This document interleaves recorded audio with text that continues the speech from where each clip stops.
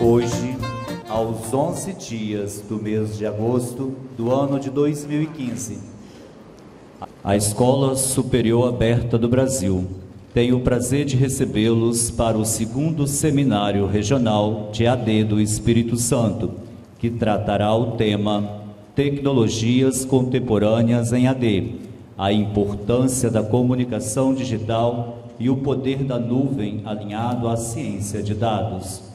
Este evento conta com o apoio da ABED, Associação Brasileira de Educação à Distância, ANACEU, a Associação Nacional dos Centros Universitários, Flexa Information Technology, Campec Marketing Digital. Aproveitamos o momento para registrar os nossos agradecimentos.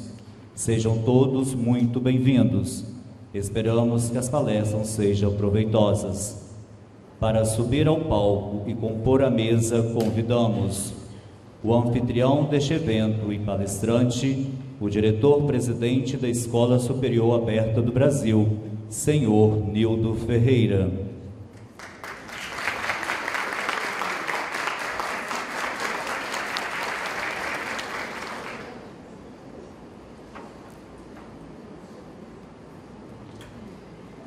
A diretora acadêmica da Escola Superior Aberta do Brasil, professora mestra Inês Martins Pimenta.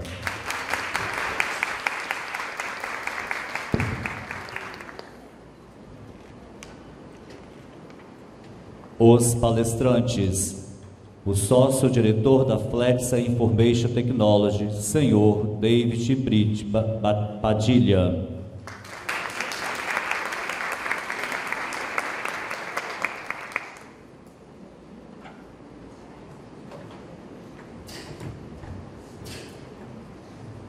O diretor da Campec Marketing Digital de São Paulo, senhor Paulinho Uda.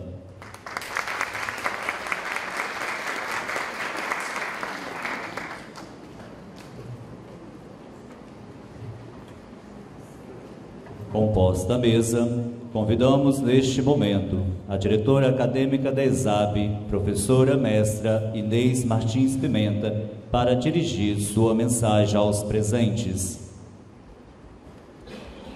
Bom dia, senhoras e senhores. Quero saudar a todos os presentes e aos componentes da mesa, e em nome do senhor Nildo Ferreira, diretor-presidente da ESAB, já agradeço ao Paulinho e ao David por ter aceito o convite e congratulo com todos aqui presentes. Em nome da ESAB, damos início ao 2º Seminário Regional sobre Tecnologias Contemporâneas, em EAD do Espírito Santo, cujo objetivo é disseminar a informação sobre a EAD, promover a discussão sobre esse tema, bem como favorecer a integração entre os sujeitos que participam e estão pensando sobre essa modalidade no Brasil, tendo em vista a uma demanda atual e uma necessidade de darmos qualidade a esse ensino à distância. Temos aqui representantes também de fora do estado, não só da nossa terra. Isso também é bastante salutar, pois é uma discussão que rompe barreiras. A ESAB é uma IES credenciada pelo MEC, possui curso de graduação presencial, já autorizado e já reconhecido pelo MEC. Temos também 3 cursos na modalidade EAD em graduação. Oferecemos administração, pedagogia e sistema de informação, e também temos mais de 30 cursos de pós-graduação em EAD. A ESAB, ela foi precursora do uso da modalidade Learning no Brasil e teve seu marco inicial em novembro de 2004, quando passou a ofertar cursos de pós-graduação. E para quem era essa oferta? Era para aquelas pessoas que não tinham tempo de estar numa sala de aula e, assim, teve a oportunidade de se vincular a uma instituição para fazer a sua formação além da graduação. Diante desse vasto campo de conhecimento e ciente da importância de discutirmos a educação à distância, a ESAB organizou esse evento, o segundo seminário regional em EAD. Na medida em que reconhece a importância da EAD na difusão de uma educação de qualidade, que é o que todos perseguem, já que somos educadores, tanto na tarefa, né, de professor, de tutor ou de aluno, o que a gente deseja é de fato uma educação de qualidade, e a gente com isso irá favorecer uma boa parcela da população, também na graduação e na pós-graduação, que continua cada vez com menos tempo de se vincular a uma sala de aula presencial. A ESAB dispõe de polos em quase todos os estados do Brasil, polos de apoio presencial, que é uma exigência para a oferta dessa modalidade. Contudo, a ESAB, assim como as outras instituições brasileiras que ofertam cursos em EAD, encontra algumas dificuldades em trabalhar com essa modalidade, frente às exigências do MEC, que ainda não trata de maneira diferenciada e nem reconhece essa modalidade de ensino como diferente da presencial. E, portanto, exige às instituições de EAD que apresentem, por exemplo, e tenham bibliotecas físicas nos seus polos de apoio presencial. Além disso, também os instrumentos de avaliação, que é importante para que a gente atenda a essas exigências. Esses instrumentos de avaliação, tanto institucional quanto de curso, também são semelhantes aos cursos presenciais. E isso, de certa forma, não favorece e traz uma relativa dificuldade para que a gente, de fato, atenda aos parâmetros de exigência do MEC. Mas estamos aí na luta e vamos vencendo, né? A ESAB, enquanto curiosidade, promoveu há 18 anos atrás o primeiro seminário regional em EAD. Foi em Vitória, Nildo está me corrigindo, foi em 17 anos. Foi em Vitória, no Centro de Convenções, e nós tivemos mais de 450 participantes. À época, a EAD não era como hoje, né? Ela estava iniciando, nos moldes de hoje, era o início dela, né? Nós tínhamos outras modalidades, mas não como hoje, usando das tecnologias online. Então, a gente acha um marco importante para a gente, também enquanto uma iniciativa da ESAB. Assim, iremos hoje, então, retomar essa discussão, reposicioná-la, resgatar, né, o que ela tem de importante, na medida em que, para o cenário educacional, é salutar que essa discussão avance. Obrigada.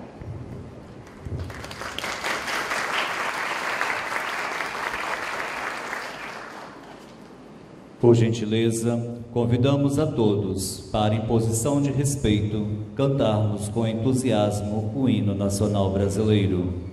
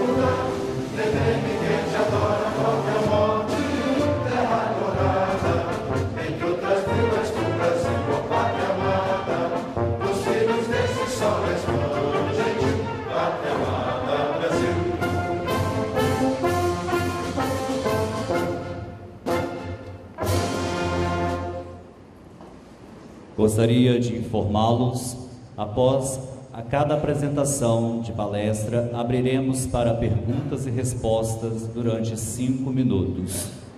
E para a nossa primeira palestra do dia, convidamos o diretor-presidente da Escola Superior Aberta do Brasil, senhor Nildo Ferreira, que abordará o tema Tecnologias Contemporâneas de AD no Brasil. Panorama do histórico desde o início da utilização do quadro negro até as modernas tecnologias contemporâneas de AD pela internet e perspectivas presentes da utilização do LMS e do ERP em uma única plataforma. Com nossos aplausos, vamos receber o senhor Nildo Ferreira.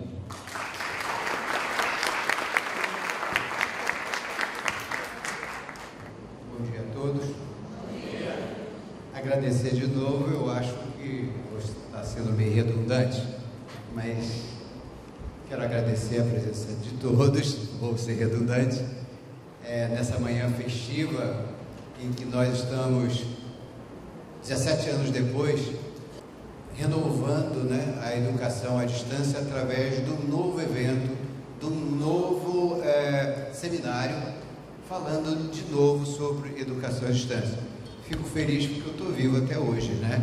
Passados esses 17 anos.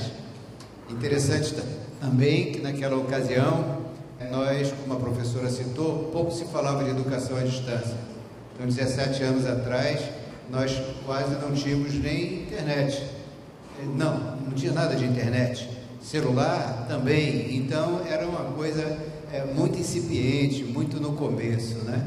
Então, mas de qualquer forma, é de uma certa forma emocionante saber que participamos, a ESAB participou 17 anos atrás, foi uma das precursoras do EAD, né, e teve a coragem de botar a cara à frente, né, de ser a primeira a vir para o evento público no Centro de Convenções de Vitória, numa manhã festiva, eu não me lembro exatamente qual foi o dia, mas foi um dia festivo como é um dia festivo hoje.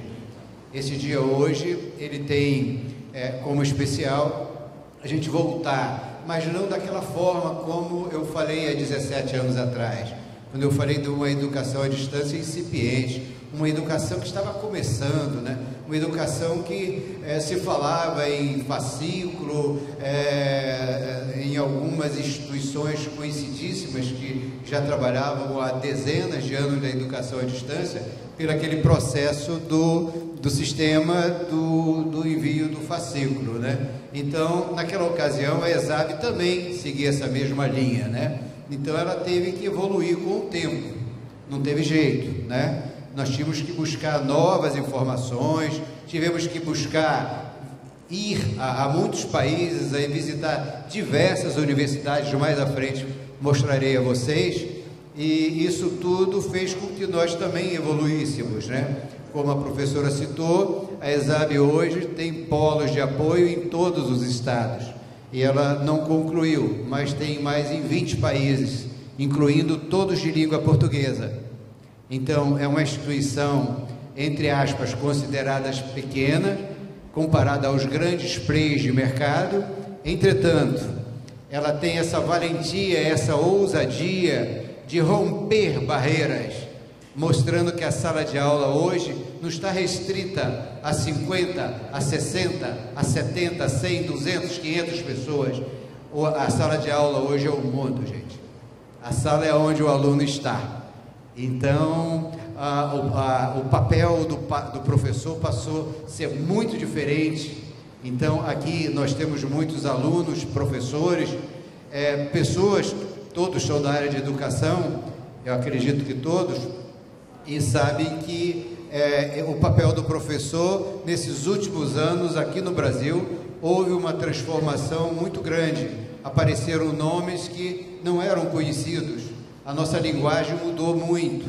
Então, nós, para começarmos, poderíamos falar sobre as academias romanas, né? As academias de milhares de anos, onde o aluno, ele estudava, era um para um, né? Era quase que individualizada, né? Era o mestre, não tinha um professor, o professor não existia, a figura do professor não existia na época. Aliás, o professor começou praticamente na mesma época quando foi criado o quadro negro.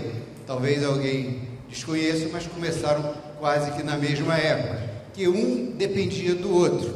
Por quê? Nessas academias existiam as pessoas que eram os professores, chamados mestres, né? E os alunos. Então, durante muito tempo, o mestre ficava falando para uma pessoa, para um aluno. Quando esse aluno era chamado de discípulo, né? Era o mestre e o discípulo, ou seja, o professor e o aluno. Olha que nomes diferentes, né? Isso não faz tanto tempo, foi ali no início do século XIX. Então, o que aconteceu? 18, 19? E isso ficou durante milhares e milhares de anos, até que surgiu, né, o James Lick começou a criar o quadro negro. Aí as coisas mudaram. Aquele mestre, ele passou, que era chamado de tutor, ele passou a ter um nome diferente, passou a ter o nome de professor. E aquele discípulo passou a ser aluno, porque o discípulo, ele se projetava a ser igualzinho ao mestre. Ele ia ser mestre de outros discípulos e assim sucessivamente. Imagina as dificuldades, né? Então, até que 250 anos atrás, um austríaco, que não foi um Santos Dumont, não foi um Bill Gates, né? Não foi pessoas tão renomadas, cientistas, certamente não ganhou nenhum prêmio Nobel, né? Mas esse cidadão, tendo as suas dificuldades naturais de professor de geografia, imagina ele ensinando geografia naquela época, né? Como é que ele ia mostrar o mapa mundi sendo um para um? Era meio difícil, né? Então, ele começou de uma coisa muito simples, de uma pedra ardosa, né? Pequena, começou com cal escrevendo, aí já eram 2, 3 alunos, ou 2, 3 discípulos. Então, esses discípulos, ele começou a fazer pedras maiores, lousas maiores, até que chegamos ao quadro negro. Aí já não era 1 para 1, não era 1 para 10, já poderia ser 1 para 50. Então, ele, além de ter criado o quadro negro, né, através das pedras ardosas, depois o quadro tomou diversas formas, né? Passou a ser quadro negro, quadro verde, aqueles quadros brancos, né? Os antigos projetores de slides, e foram havendo as evoluções até os dias de hoje, que todo mundo, quando vai falar, precisa de uma projeção melhor, né? Precisa de um data show. E hoje as tecnologias, cada dia, vão se aumentando. Mas vejam bem que um homem simples, um professor de geografia, né, nas suas dificuldades, imagina os colegas de outras cadeiras, a dificuldade que tinha. Como ele iria falar para o aluno dele sobre o mapa mundi? Imagina, cada um de vocês, pensem, muito difícil. Eu estou aqui com o meu aluno, como é que eu vou falar com ele que do outro lado tem a China, tem o Japão? Como é que seria essas coisas? Como é que ele escreveria? Então, ela quase quando um professor conseguia explicar para 5, ou seja, quando os antigos mestres conseguiam falar para os discípulos dele para 5, ele era um ó concurso, ele era um professor especial, era um homem especial, tá? Era um professor renomado. Olha, o professor tal tem 5 alunos, consegue dar aula para 5 alunos. Ele era muito craque. Então hoje, quando a gente pensa em salas de aulas com 50, com 100, 200, 300, enfim, depois surgiu essa coisa aqui chamada microfone. Aí vieram os grandes eventos, né, onde cabiam 300, 400, 500 pessoas, tudo fazendo parte da evolução da tecnologia, do que se passava na educação. E ela foi crescendo. E olha, gente, isso demorou nas academias gregas mesmo, né? Isso eram milhares e milhares de anos, tá? A Grécia é um dos países mais antigos que a gente tem conhecimento, e eles passaram milhares e milhares de anos aplicando essa metodologia de 1 para 1, 1 para 2, como eu disse, quando chegava 1 para 5, era um feito, né?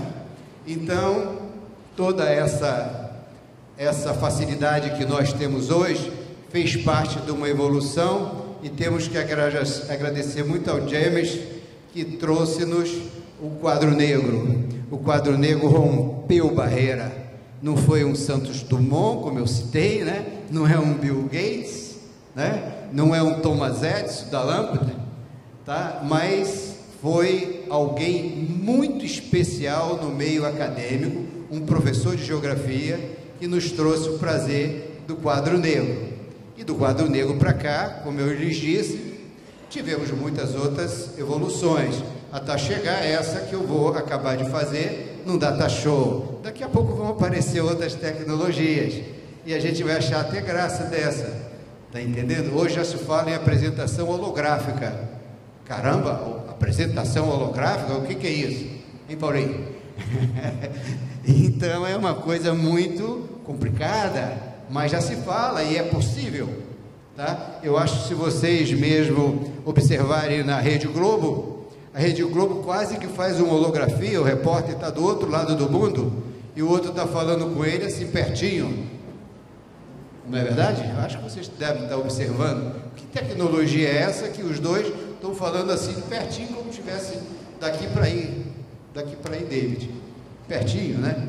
Então, isso já é uma evolução das novas comunicações que surgirão com os professores. Eu poderei estar aqui e conversar com o meu aluno lá no Japão, e ele está de frente comigo e eu explicar para ele. A Rede Globo está provando para nós aí, no dia a dia, que é possível. Tá? Então, disso tudo, gente, quando eu disse da minha alegria, da minha felicidade, em 17 anos, estar diante de um evento, do primeiro, nós falamos que é o segundo, porque é o segundo realmente. Nós tivemos diversos outros eventos aqui na ESAB, mas foram eventos nossos, né? Não eventos abertos ao público como é hoje. Foram eventos que participaram só os funcionários, os professores, mas eu vou contar um pouquinho dessa evolução da qual a ESAB também faz parte. Bom, vou dar um pequeno esboço do que quais as tecnologias contemporâneas que a ESAB utiliza hoje, porque nós ouvimos falar muito sobre tecnologias de outros. Não sabe que aqui num estado tão pequeno como o nosso, nós temos tecnologia assim de primeiro mundo, e podemos provar isso. Como eu disse, lá nos anos 90, a ESAB surge foi em 98, né, o nosso primeiro, como uma das precursoras em EAD no Brasil. Destaca-se a ESAB, ofertando seu conteúdo como todo mundo fazia, através de apostilas, que era o conhecido na época, né? Em 98, ou seja, 17 anos atrás, patrocinou o primeiro seminário de EAD que se tem notícia no Brasil.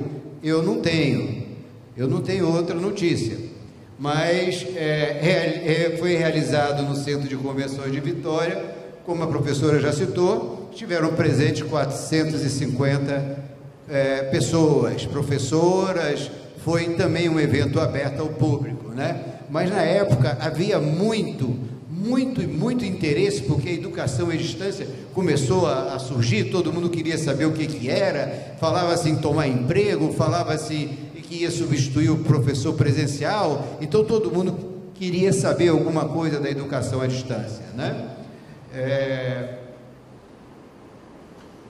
Aqui é um saudosismo de minha parte, viu, gente? Foi o convite do primeiro seminário.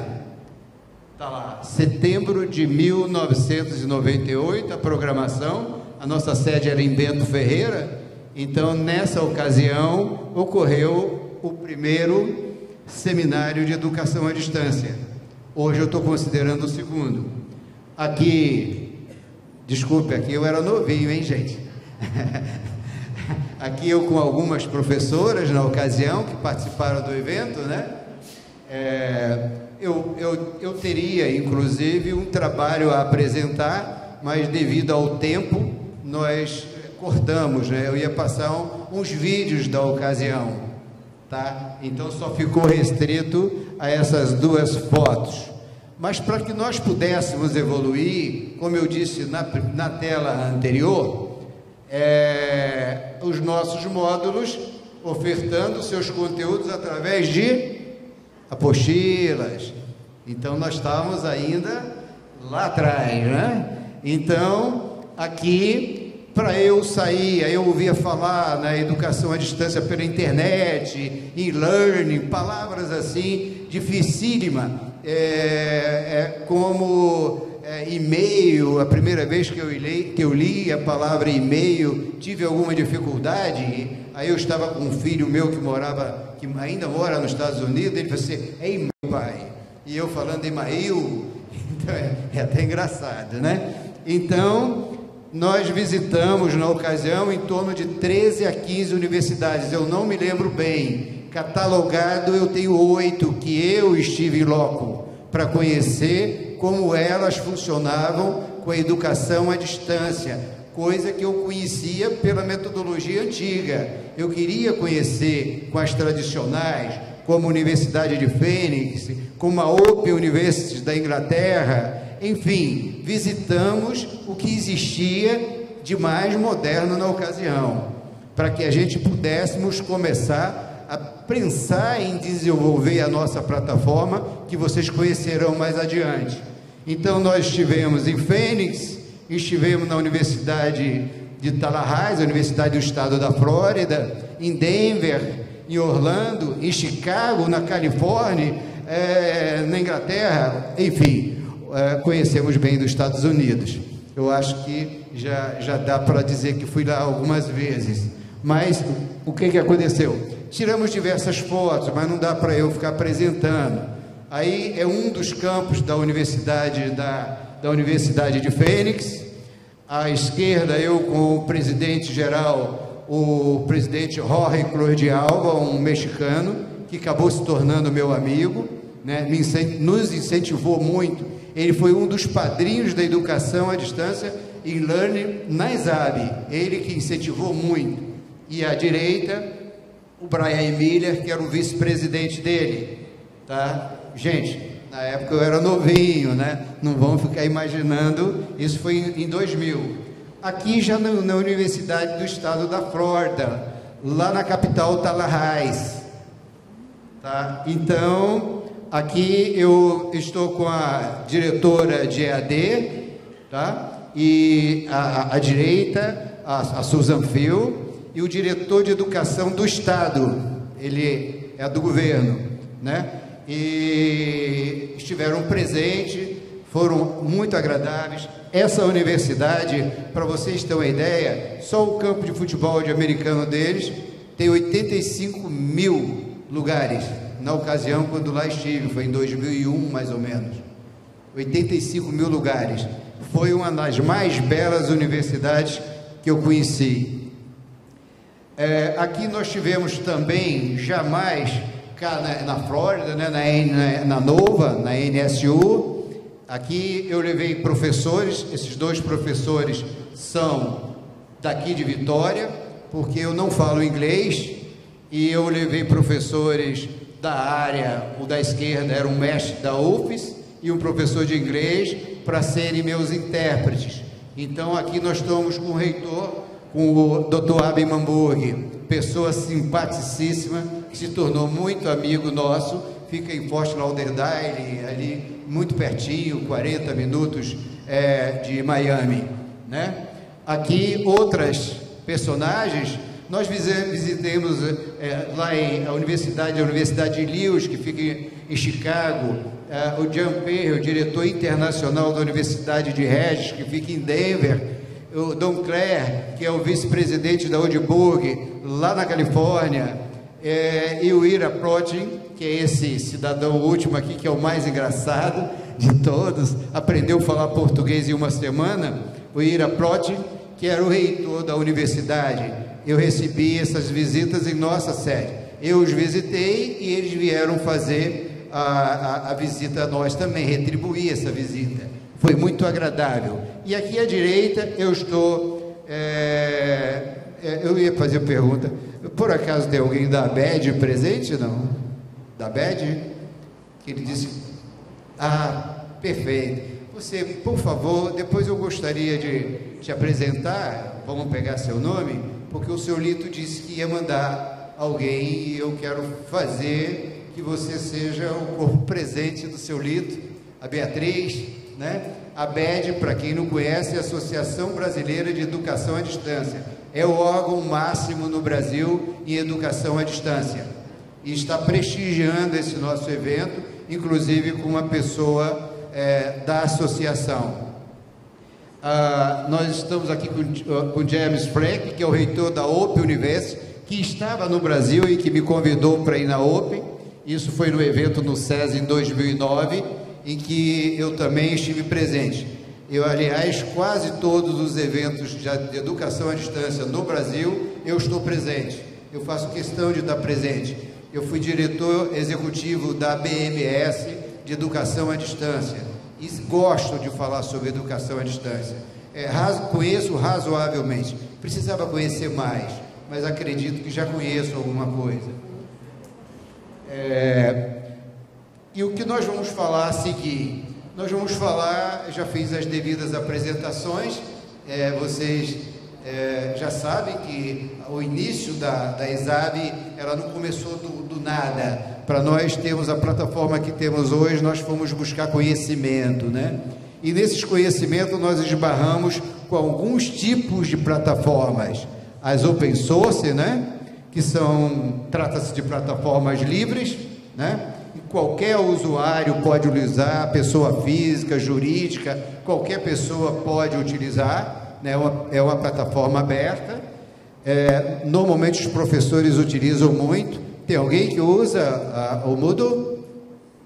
Tem alguém? Tá. Tem diversos usuários que usam o Moodle, né? Eu estive na Open University e eles usam o Moodle, tá? Fiquei impressionado porque eu pensei que eles tivessem plataforma própria. Eles usam o Moodle. Eu fui 2 vezes e participei de alguns eventos lá com ele. Tem as plataformas de concessão, que são aquelas pagas, que a IES ou a instituição que quiser utilizar tem que pagar. Então, existem diversos fornecedores pelo Brasil e no mundo. Dando 2 exemplos, um do exterior e um daqui, o Blackboard, que é o mais conhecido. Nos Estados Unidos, 80% das instituições lá utilizam o Blackboard, né? Ela foi a pioneira e por ter saído na frente, ela realmente acabou tomando um mercado muito grande. E ao lado aqui no Brasil, a Web Aula. A Web Aula, ela tem o nome dela também. Tanto é verdade que a própria Universidade Estácio utiliza a plataforma da Web Aula. Tá? E as híbridas é de cunho particular, onde seu proprietário ele utiliza para suas funções, né? E faz concessão a terceiros. O exemplo é a própria web aula. A web aula terceiriza, por exemplo, para a Estácio e utiliza nos seus cursos. Então, a plataforma dela serve para funções diversas, né? E, por fim, eu falaria nas particularidades, as particulares próprias, né? Sem fins lucrativos, em que seu possuidor somente a utiliza para as suas demandas. Eu conheço duas, a Universidade de Fênix, tá, foi lá que nós aprendemos a mexer com educação à distância pela internet, foi lá que o senhor Jorge Claude Alba se dignificou em nos ensinar. Nós fomos 3 ou 4 vezes a Fênix, levei diversos professores para que nós começássemos a desenvolver a primeira plataforma em learning que se tem notícia no Brasil. Tá? E a própria ESAB, que tem a sua plataforma. Nós só usamos a plataforma para o nosso uso, nós não terceirizamos, nós não alocamos, temos outros objetivos. Também podemos falar um pouquinho sobre essas plataformas, né? A Moodle, que é o open source, né? É de origem australiana, muito conhecida no Brasil e exterior, né? Utilizada pela Open, né? Da cidade de Milton Keynes. A Blackboard, plataforma paga, de origem americana, utilizada por quase 80% das instituições, né? A Web Aula, plataforma de concessão, pago, e o SG, que é a nossa plataforma, né? É uma plataforma nacional de uso particular da ESAB, tá? Registrada no NPI e obteve nota máxima no MEC. Obteve nota máxima do MEC e destacamos a seguinte avaliação. Talvez fique longe para vocês lerem. Tem como aumentar, meu amigo? Um pouquinho aqui? Dá para dar um zoom? Não, né? Eu vou ler. Tal fato, aliado, isso foi o parecer final de 3 pós-doutores, da área, inclusive.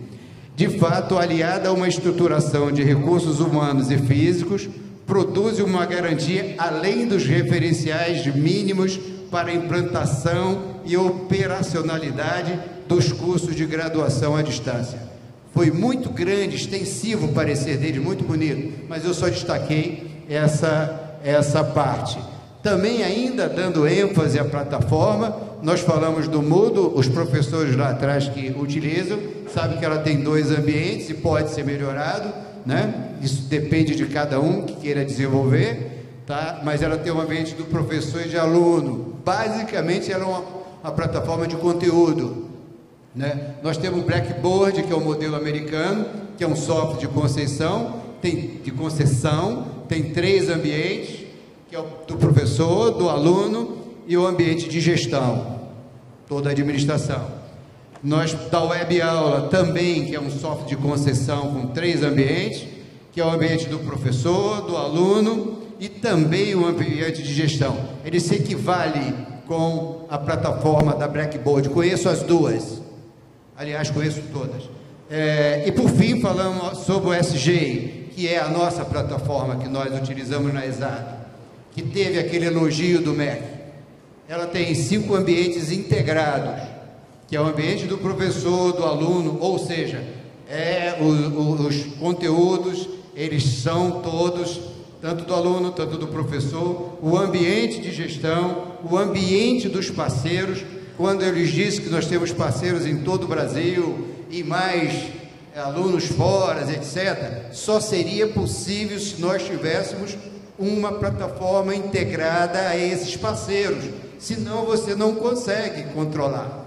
E por fim, que é a última criação nossa, em convênio com a Flexa, o ambiente de graduação presencial, que é o sonho dourado de todo mundo, ter os ambientes se falando, tanto o de educação à distância, como da educação presencial.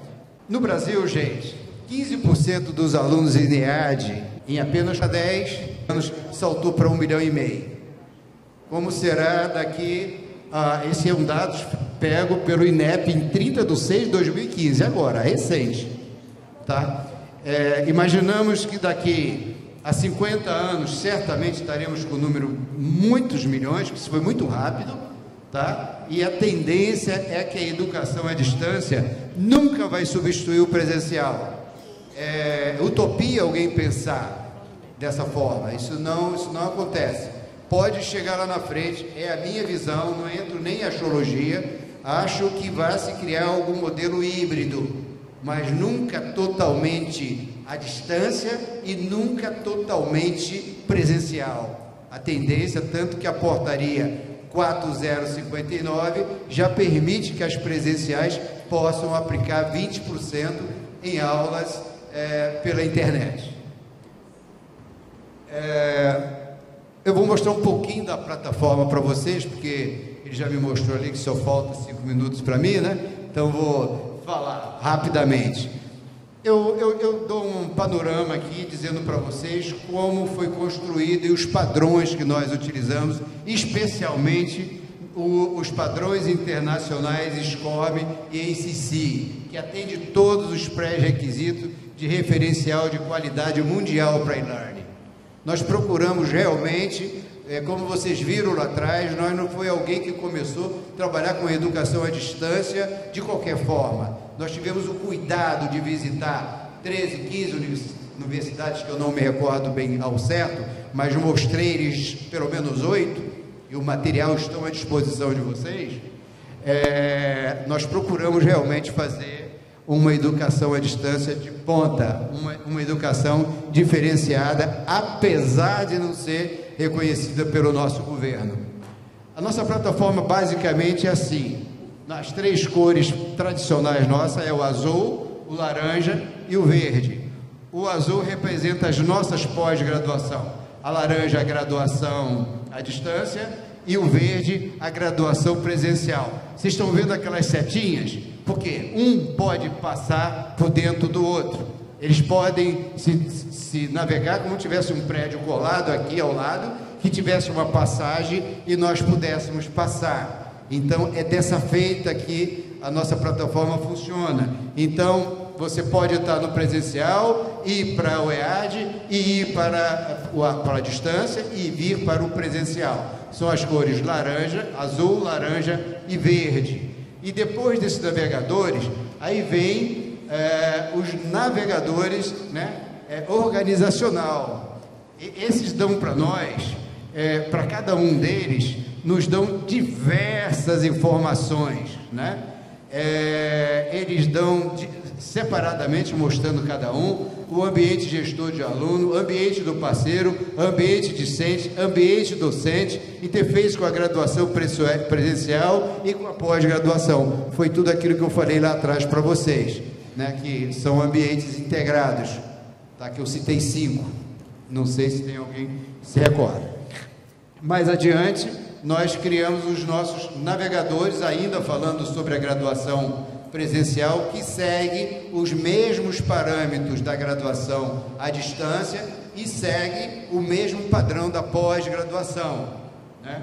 E depois nós criamos os painéis gestores. Esses indexadores é que faz com que cada gestor possa acompanhar departamentalmente cada setor de sua instituição. Cada setor, desde uma cobrança, desde a biblioteca, desde documentos a entregar, documentos a receber, o que tem a pagar, o que tem a receber. Então nós temos informação de todos os lados. Eles são as setinhas aponta que, como vocês viram lá na frente, os navegadores, os gestores também, os painéis gestores também são integrados. Então vocês podem sair de uma área para outra como se estivesse brincando, fazendo mágicas, tá? Falamos aí sobre a pós, né? Todos os indexadores. Aqui são as legendas que nós controlamos, nós gestores, o que está bem, o que está mal, o que nós devemos controlar, o que devemos fazer, efetivação, recebimento,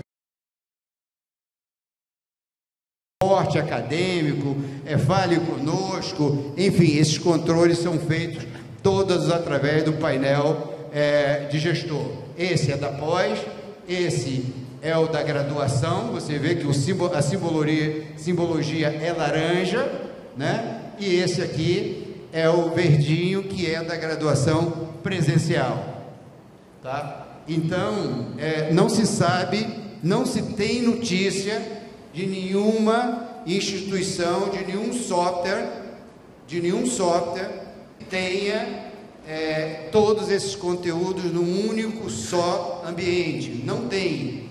Que misture o e-learning com o presencial, que você tem acesso de uma área a outra. Não existe ainda. Estamos aprimorando a área do presencial, o ambiente presencial, porque ele é muito complexo, ele é um ERP. Então, você implantar um LMS junto com o ERP é uma alta tecnologia, é muito estudo que tem sido feito e é muita coisa que nós temos feito para trazer de tecnologia para que vocês alunos, para que vocês professores, para que vocês gestores possam usufruir o melhor possível. Aqui nós falamos rapidamente sobre os núcleos de informações, gestão acadêmica, gestão de marketing, gestão de controle e acesso, atividades, gestão de negócios, gestão de competência, painel gestor, gestão financeira, enfim, cada um existe as suas particularidades para ter os seus controles, né? Então, aqui nós falamos rapidamente, vocês podem, em cloud, nosso sistema está todo em cloud computing, que o Davis mais à frente vai falar um pouquinho. Isso daí permite que qualquer gestor, qualquer aluno possa interagir em qualquer parte do mundo, fazendo uma referência até lá atrás, quando nós começamos, quando houve o microfone, que começou a se espalhar. Hoje o aluno nosso, e eu disse aqui, nós temos alunos em mais de 20 países que podem estudar conosco, e só pode estudar conosco tendo um sistema forte como você colocá-lo em cloud e num provedor de renome como é o Amazon, que ele vai falar mais adiante. Nossa integração entre multiusuários, você integra todos os colegas dos setores, o administrativo, secretaria, suporte acadêmico, tutores, todos eles, todos os multiusuários se comunicam entre si, sem precisar sair do ambiente. Eu vou sair para ir lá. Não, você dentro do próprio sistema, você consegue interagir com todo mundo. Aqui nós, aspecto de negócio também, nós podemos falar com os nossos polos parceiros, podemos falar com nossos campos avançados. A ESAB só tem um em São Paulo, mas poderia ter outros, polo próprio, polos parceiros, enfim, nós podemos ter N parceiros, e todos eles têm sua senha e seu login, e em tempo síncrono, sabe todas as informações que nós também estamos sabendo, quantos alunos entraram, quantos estão sendo cadastrados, ou estão sendo matriculados naquele momento. Também uma gestão de funcionalidade e acompanhamento, nós acompanhamos tudo que o aluno faz, seja aluno por curso, aluno por unidade, por federativa, socioeconômico, fazemos o KISS e o CRM simultaneamente, está entendendo? Abandono, jubilados, conhecemos toda a história do aluno. O aluno, ele não está aqui desinformado. E no final, eu quero brindar a vocês com um parecer técnico mais completo que o MEC deu para a gente. Está entendendo? Naquela outra parte eu só falei uma frase. Aqui não, foi o texto completo que o MEC deu agora no dia recente, foi em maio de 2014, pouco mais de um ano. Ele fala o seguinte: a IES oferece seus cursos de graduação à distância, pedagogia, administração e sistema de informação. A plataforma para oferta desses cursos é muito desenvolvida e deriva de grande experiência da IES para os cursos de pós-graduação lato sensu. Gente, isso está ligado àquele monte de viagem que eu fiz lá atrás, senão não recebi isso não. Não é verdade? Não adianta, se eu ficasse aqui parado em Vila Velha, nós não teríamos 3 pós-doutores dando uma nota dessa aí. Mais adiante, ele diz: tal fato, aliado a uma estrutura de recursos humanos e físicos, produz uma garantia além, ele faz questão de colocar assim em letras garrafais, em caixa alta, além dos referenciais mínimos para a implantação e operacionalidade dos cursos de graduação à distância, as políticas institucionais de pós-graduações, lato sensu à distância, são operacionalizadas de modo muito efetivo, através de uso de uma plataforma própria. Eles foram lá ver os nossos documentos, estavam registrados no NPI, etc. Integrada de ensino, SGE, muito desenvolvida. Finalmente ele diz, de fato, a IES estabelece a melhoria e ampliação contida dos processos de EAD como uma prioridade. Vou repetir. De fato, a IES estabelece a melhoria e ampliação contida dos processos de EAD como uma prioridade. Nesse aspecto, a IES está muito além do referencial mínimo de qualidade. É o mínimo que eu pude oferecer para vocês nesses 17 anos. Meu muito obrigado.